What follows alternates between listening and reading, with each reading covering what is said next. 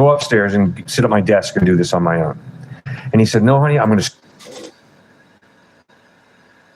A smug one? I'm not being smug. I'm just saying I don't care if you watch or not. That's your choice.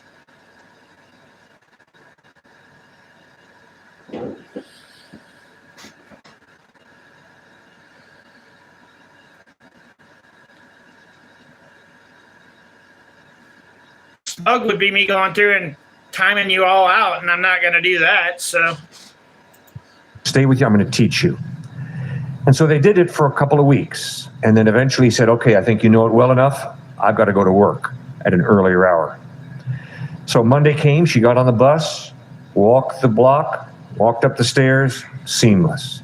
Tuesday, Wednesday, Thursday, it went beautifully. Friday, as she's getting on the bus driver says, you know, you're really like a woman. And she says, stop it. I'm a blind woman. He said, well, yes, ma'am, but every day this week that you've gotten off the bus, there's a man standing on the street corner in a military uniform, and he never takes his eyes off of you. And when you walk down the sidewalk, he's watching you carefully like a hawk. You cross the street at the right time, he's watching you like a hawk. You go up the stairs, you open the door, you go in, and as soon as that door closes, he stands ramrod tall, gives you a salute, blows you a kiss, and then turns to go away. And all of a sudden, Susan understood, that's my husband. He's been watching me. I'm not going to time anybody out. I said if I was being an ass, I would time everybody out. I'm not alone. He's watching me. That's what I said.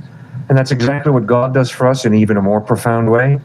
And then he calls us to do that with each other, to really protect each other. I wouldn't vote for that clown if it was the last person in the world. To listen to You can vote for them if you want.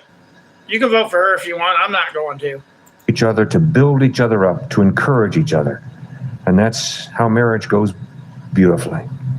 I already ate my KFC. Go watch it at the beginning. I'm going to be honest. I don't know if it's a comedian in me or the dead man inside of me.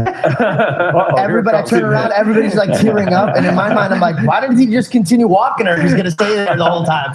They just stand up from far away, like a creeper. He let her know that she can do it on her own, and that she's got it, and that she has enough faith that she knows she can do it, that she'll be okay. But he still cares for her, so he wants to make sure that she's good. Oh, okay. Thank you. You believe what you want to believe. It's your life to believe what you want. It's just so beautiful because you piggybacked off, what I thought was amazing too. And, because the ceremony was Christ-centered, and you made sure to explain that, at the end of the day, you need to love God over George. He needs to love God over me.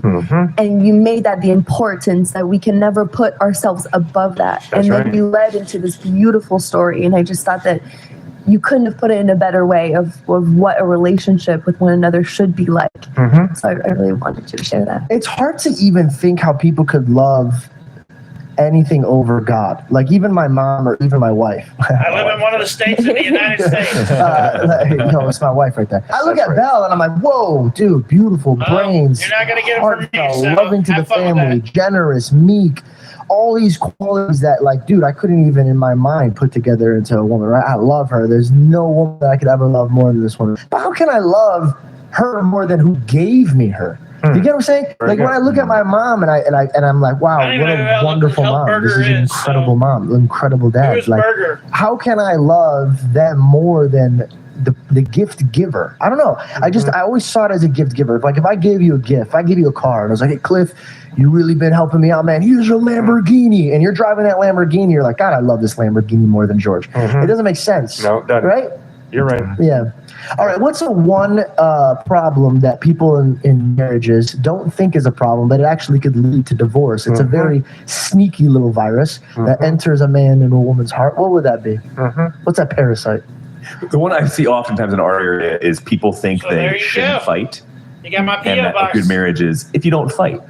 But actually, it's a really bad marriage. It's in my because they videos. just try and take the anger or issues that they're dealing with and then just put them right underneath the rug and just say, let's sweep it there. Then those turn out to be the worst marriages because they're not looking through these different issues. And then these four big ones come up when that occurs. If they start to actually fight, it's no longer platonic. If they actually start to really fight, they haven't practiced what it's going to look like to fight in a healthy way.